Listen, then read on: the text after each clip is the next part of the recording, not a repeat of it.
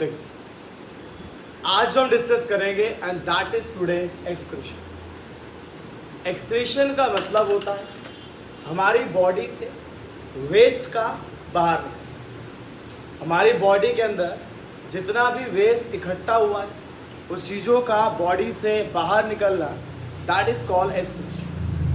Now the question is कि waste आता कहाँ है और किस तरीके से प्रोसेस कंटिन्यू होता है।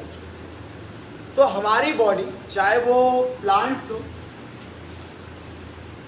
या एनिमल्स, हमें पता है हर एक की बॉडी सेल्स की बनी है। 9th क्लास में सेल चैप्टर में पढ़ा था कि जितने भी ऑर्गेनिजम्स होते हैं that is made up of cells. तो जितने भी ऑर्गेनिजम्स है वो सेल से मिलकर बने और हमारी बॉडी में इन सेल के बीच में ही रिएक्शन होता है। आप पढ़ते हैं रेस्पिरेशन, वो सेल के अंदर होता है, सेलुलर रेस्पिरेशन। डाइजेशन होने के बाद भी सेल के पास ही जाता है ग्लूकोज, एब्जॉर्ब भी सेल ही करता है।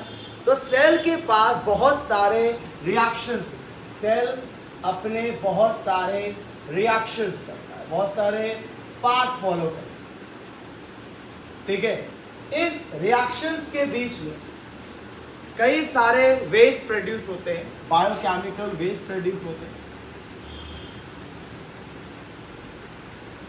And these biochemical waste start accumulate in body।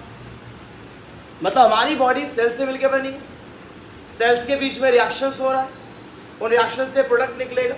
भाई कोई भी रिएक्शंस होता है उससे प्रोडक्ट निकलता, लेकिन प्रोडक्ट के साथ साथ कुछ वेस्ट भी निकलता। वो वेस्ट हमारी बॉडी में एक्यूमुलेट होता रहेगा। अगर ये एक्यूमुलेट होता रहा तो ये पॉइजन की तरह काम।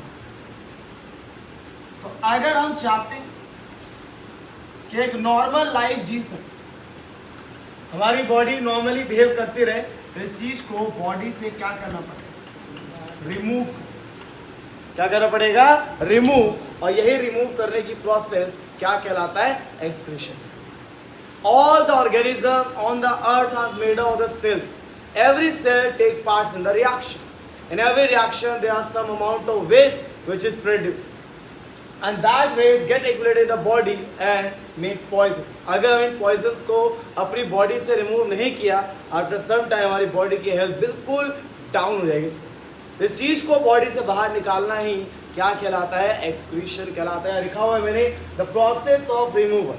वो प्रोसेस जिससे रिमूव किया जाता है टॉक्सिक वेस्ट को बॉडी से, इसी को कहा जाता है एक्सक्रीशन। हम जानेंगे एक्सक्रीशन प्लांट में कैसे होता है और एनिमल में कैसे होता है, ठीक है। चलो स्टार्ट करते हैं। एक्सक्रीशन के बारे में जाना, बॉडी से वेस्ट को बाहर निकाला एक्सक्रीशन कहलाता। हमारी बॉडी के अंदर वेस्ट है, इस वेस्ट को अगर हम बॉडी से बाहर फेंक रहे हैं तो that is called excretion. Now the question is कि एक्सक्रीशन होगा कैसे? प्लांट को अगर अपने वेस्ट को बाहर निकालना है तो कैसे निकालें? उससे पहले सबसे इम्पोर्टेंट चीज़ें वेस्ट है क्या क्या प्लांट के पास, कौन कौन सा चीज़ का वेस्ट है। दिन के टाइम पे प्लांट क्या करता है बच्चों? Photosynthesis.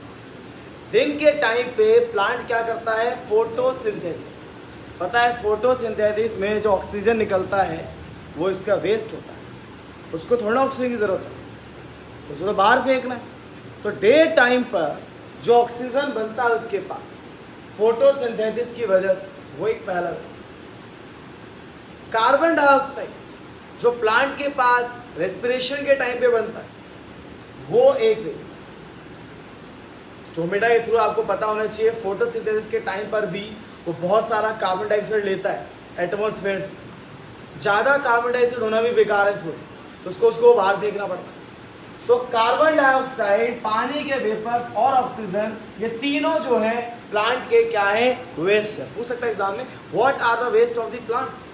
Carbon dioxide, water vapours and oxygen, all three are the waste of the plants. Now the question is कि ये दोनों कब बनते हैं? रेस्पिरेशन। आपको पता होना चाहिए रेस्पिरेशन में कार्बन डाइऑक्साइड निकलता है। तो 3 वेस्ट में से 2 वेस्ट उसके रेस्पिरेशन के टाइम निकलते हैं और एक वेस्ट कब निकलता है? फोटोसिंथेसिस के टाइम। ये प्रोड्यूस हुआ, ये प्लांट के अंदर डेवलप हुआ जब उसने दिन के टाइम पे फोटोसिंथेसिस किया, उसने ऑक्सीजन उसके पास ज़्यादा इकट्ठा हो गया एज अ वेस्ट। जब रेस्पिरेशन किया तो उसके पास कार्बन डाइऑक्साइड और water vapour as a waste. अगला काम उसको क्या करना पड़ेगा? रिमूव, उसको बाहर निकालना पड़ेगा। तो इसको बाहर निकालता है गैसेस वेस्ट को अपने स्टोमेटा जो उसके पत्तों में होते हैं बच्चों, अपने लेंटिसेल्स जो इसके स्टेम में होते हैं। इन दोनों के थ्रू गैस को बाहर निकालता है। गैस वेस्ट कौन कौन सा है? ऑक्सीजन और कार्बन डाइऑक्साइड। गैस वेस्ट कौन कौन सा है? ऑक्सीजन और कार्बन डाइऑक्साइड। उसका भी उसने डिसाइड कर रखा है कि रात के टाइम पर कार्बन डाइऑक्साइड बाहर फेंकेंगे और दिन के टाइम पर ऑक्सीजन बाहर। मतलब प्लांट्स के पास 3 वेस्ट है, कार्बन डाइऑक्साइड, वाटर और ऑक्सीजन, जिसमें कार्बन डाइऑक्साइड और वाटर गैसेस वेस्ट है, जिसको वो अपने लीव्स के स्टोमेटा और स्टेम के लेंटिसेल पोर्स के थ्रू बाहर फेंके। लेकिन कार्बन डाइऑक्साइड को रात के टाइम पे, ऑक्सीजन को दिन के टाइम पे, वेस्ट बाहर निकल गया, गैसेस वेस्ट बचा उसका वाटर। वाटर भी वैसे स्टोमेटा के थ्रू बाहर निकल जाता है ट्रांसपिरेशन प्रोसेस में, ठीक है। कई बार प्लांट्स अपने वेस्ट को सॉलिड फॉर्म में अपने पत्तों के ऊपर, अपनी बाल के ऊपर, बाल की छाल जो होती है पेड़ों की, उसके ऊपर स्टोर करते हैं। आपने देखा होगा स्टूडेंट, पत्ते कई बार पीले से पड़ जाते हैं और एक टाइम के बाद अपने आप ही शेडिंग हो जाती है, गिर जाते हैं पत्ते। वो पत्ते अपने आप इसलिए गिर जाते हैं कि पत्तों में इतना वेस्ट इकट्ठा हो गया है।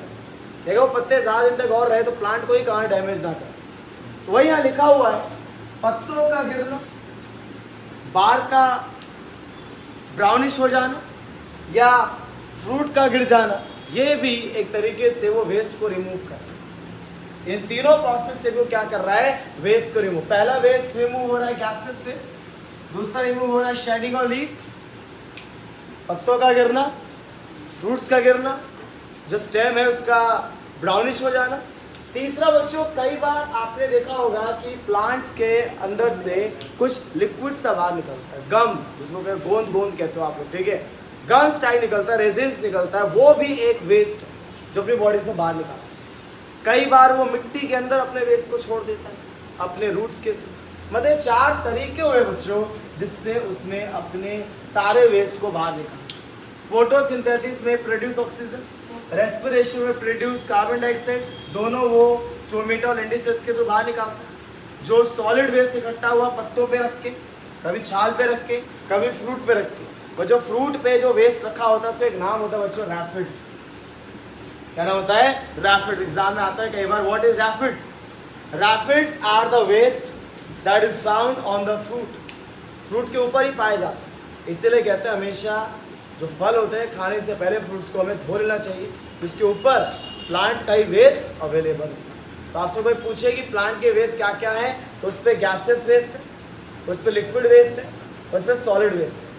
गैसेस वेस्ट किसके थ्रू बाहर निकालता है? स्टोमेटा और लेंटिसेल्स के थ्रू। लिक्विड वेस्ट किस फॉर्म में निकालता है? गम्स और रेजिन्स। और सॉलिड वेस्ट कैसे निकालता है? पत्तों को गिर के, बाल को ब्राउनिश करके वैसे गिर जाते हैं, और फ्रूट्स को फेल डाउन। इतने तरीके से जो प्लांट है अपनी बॉडी से वेस्ट को बाहर निकालता है। आई थिंक आज सब बच्चों को क्लियर होगा कैसे कैसे वो इन चीज़ों को बाहर निकाल। पत्ते गिर रहा है, फ्रूट गिर रहा है, उसकी जो छाल है वो अपने आप गिर जाती है, ठीक है। कई बार वो गम्स और रेजिन्स की फॉर्म बाहर निकालता है, कभी स्टोमेटा के थ्रू बाहर निकालता है, कभी लेंटिसेल्स के थ्रू निकालता है। तो एग्जाम में आ सकता है कि प्लांट के वेस्ट क्या क्या होते हैं और कैसे कैसे बाहर निकलते हैं, ठीक है। प्लांट से एक्सक्रीशन के बाद अब डिस्कस करेंगे कि ये एनिमल में एक्सक्रीशन कैसे होता है। 1 मार्क क्वेश्चन इसमें से ज़रूर एग्जाम में पॉइंट आउट करेगा। तो जो ध्यान रखना, सबसे पहले छोटे से एनिमल की तरफ चलते हैं, अमीबा से छोटा, यूनिसेलुलर नहीं, एक सेल का तो आपका ये ऑर्गेनिज्म है। इसमें 2 तरीके का वेस्ट होता है। एक होता है गैसियस वेस्ट। इस गैसियस वेस्ट को वो अपने सेल मेम्ब्रेन, मतलब अगर अमीबा है ये इस तरीके से, आपको पता है इसका क्या है? Cell membrane. इसी से सारा का सारा कार्बन डाइऑक्साइड बाय डिफ्यूजन बाहर निकालता है। लिखा है मैंने, gases waste like carbon dioxide is remove by diffusion through their cell membrane. But उसके पास कुछ सॉलिड वेस्ट भी होता है, नाइट्रोजीनियस वेस्ट। और बच्चों नाइट्रोजन वेस्ट ही सबकी बॉडी का सबसे मेन वेस्ट होता है। ह्यूमन की बॉडी में भी नाइट्रोजन ही एक सबसे बड़ा वेस्ट है। तो जितने भी इसके नाइट्रोजन वेस्ट होते हैं, सॉलिड वेस्ट होते हैं बच्चों, उसको वो क्या करता है, अपने बॉडी से निकालता है। किसके थ्रू? Contractile vacuole. पेपर में आ जाएगा क्या?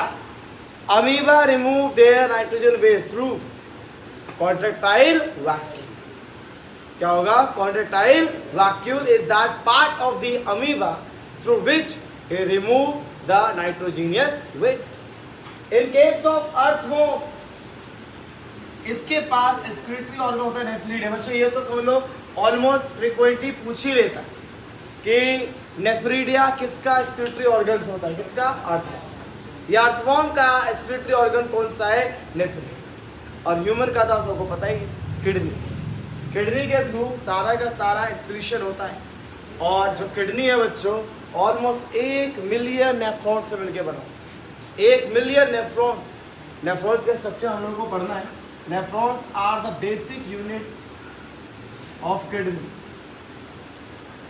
हमारे किडनी में अगर नेफ्रॉन्स ना हो तो किडनी काम नहीं कर पाए, क्योंकि हमारी बॉडी का जो मेन हिस्सा है जहाँ से सारा का सारा वेस्ट ये फिल्टर वगैरह होता है, ये नेफ्रॉन्स ही करता है। तो ये 3 ऑर्गेनिज्म के बारे में बताया गया, जिससे हम शुरुआत करेंगे अब किसको लेके? ह्यूमंस को लेके। ह्यूमंस में सारा एक्सक्रीशन कैसे होता है। लास्ट टॉपिक इसके बाद आपका चैप्टर ओवर जाएगा। ठीक है, चलिए फटाफट यहाँ नोट डाउन कीजिए।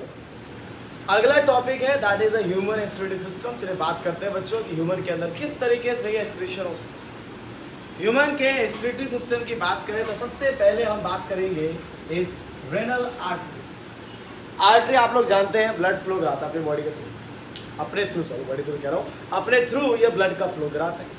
रेनल आर्टरी है बच्चों। रेनल आर्टरी गंदा ब्लड लेके जाता है अपने थ्रू। इस डर्टी ब्लड को, रेनल आर्टरी इस डर्टी ब्लड को इस तरह से थोड़ा सा ब्लैक करके दिखा देते हैं, गंदा ब्लड लेके जा रहा है। ये रेनल आर्टरी बच्चों, ये renal artery dirty blood kidney के पास है सफाई करवाने के लिए। वह साफ करो। किडनी क्या करेगा? इस गंदे ब्लड को साफ करो। एक बात बताओ, घरों में जब पानी होता है, मान लो मिट्टी वाला पानी आता है, तो मम्मी थोड़ी देर के लिए कहते हैं रोक, छोड़ दे इसको, ऐसे मिट्टी नीचे बैठ जाएगी। तो मिट्टी नीचे बैठ गई तो नीचे क्या बैठी? इम्प्योरिटी। ऊपर क्या रहा? Clean water. वैसे यहाँ बच्चों, जैसे ही रेनल आर्टरी गंदा ब्लड किडनी के पास लाया कि भाई इसको क्लियर करो, उसने क्लियर किया। जो गंदा ब्लड था, जो गंदगी थी, वो उसने इस यूरेटर के थ्रू ब्लैडर में पास कर। यूरेटर होते हैं पेयर्स। एक बच्चे के पेपर में आया था कौन सी ऐसी चीजें हैं ह्यूमन एक्सक्रीटिव सिस्टम में जो पेयर में पाई जाती है। पेयर मतलब दो किडनी, 2 यूरेटर। तो किडनी और यूरेटर पेयर से पाई जाती है। कौन सी चीजें सिंगल पाई जाती है? ब्लैडर। क्या होता है? ब्लैडर। तो बच्चों हर चीज पूछ सकते हैं, अगर क्लेरिफिकेशन है आप हर तरीके का आंसर दे सकते हैं। तो बच्चों क्या हुआ? रेनल आर्टरी गंदा ब्लड लाया, उसने बोला किडनी को साफ करते भाई। साफ किया उसने, गंदगी जो थी वो उसने यूरेटर को दे दी। इस गंदगी में यूरिया आ जाता है, पानी आ जाता है, सॉल्ट आ जाता है, काफ़ी चीज़ें होती है जो गंदगी होती है बच्चों। ये यूरेटर के थ्रू आके ब्लैडर में चले जाती है। ब्लैडर में स्टोर होती है, प्रेशर बनता है, ज़्यादा प्रेशर बनता है, फिर यूरेथ्रा के थ्रू बाहर आए। Urethra is the tube through which that waste is get remove. तो बच्चों क्या हुआ? रेनल आर्टरी गंदा ब्लड किडनी के पास लाया सफाई करवाने के लिए, किडनी ने साफ कर दिया, और साफ करके कौन ले गया? Renal vein.